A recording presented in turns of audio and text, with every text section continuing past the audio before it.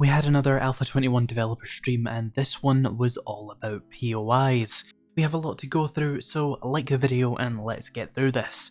So the first thing we learned is that in Alpha 21, we're going to be having a total of 14 Tier 5 POIs with 5 brand new Tier 5s, and some POIs like the Red Mesa facility are going to be upgraded to Tier 5. We're getting a house, a nursing home that we saw on Twitter, Vanity Tower, and 2 new Tier 5 prisons. We're also going to be getting plenty of non-Tier 5 POIs. We're getting 75 new POIs in total, and 389 POIs in the game are being made compatible with the new Infestation quest. So taking a look at the first POI they showed us, it's basically just the house we've seen already, updated for Alpha 21, but we do get a good look at the new bushes and the new paintings in here, but overall this is kind of boring. Taking a look at the Tier 5 version of the Red Mesa facility, it is mostly a big facelift. A huge art pass has been done to make it look much nicer, and it may have been more difficult, but we don't really see that. They also showed off some more generic POIs, and we can see they're going for a much more grungy and gritty colour scheme, which was common back in the olden days of 7 Days to Die. They also said they're making the existing POIs more compact where possible, so that they are less performance intensive, and so that they just make a little bit more sense and are more properly scaled. We can see an example of an updated POI here, with this being the before, and this being the after. A lot of cool stuff was added to this building, obviously.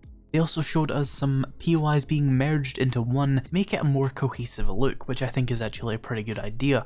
Then they showed us the first Tier 5 prison, the Navezgane Correctional Facility. Now, we saw more of this in a previous stream, so let's just move on to the Navezgane County Jail, which is the other Tier 5 prison POI. These both look pretty good, and I'm sure they'll be an absolute cluster cluck to fight through. We saw a new utility building, which is a Tier 4, and it looks pretty unique while still fitting in pretty well with the rest of the game, which I like.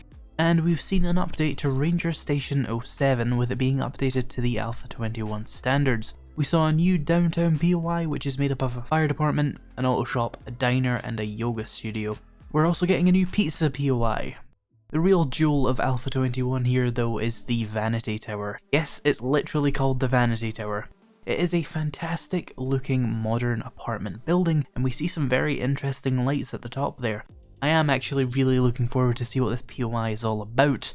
Next, they showcase some roadside POIs which were designed to fill in some of that empty space that you'll find in 7 Days to Die, including a truck stop, a roadside restaurant, and a checkpoint.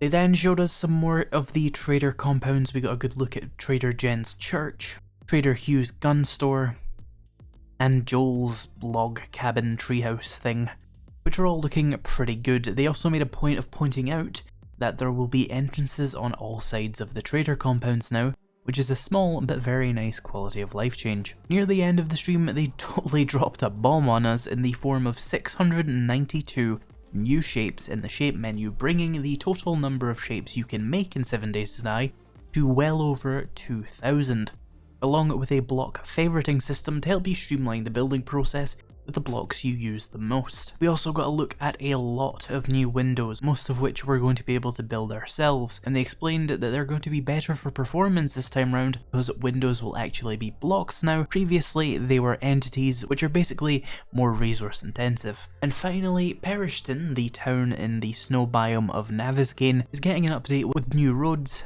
POIs, a new area, and even a new exclusive tunnel POI, which we're going to be able to go into and explore.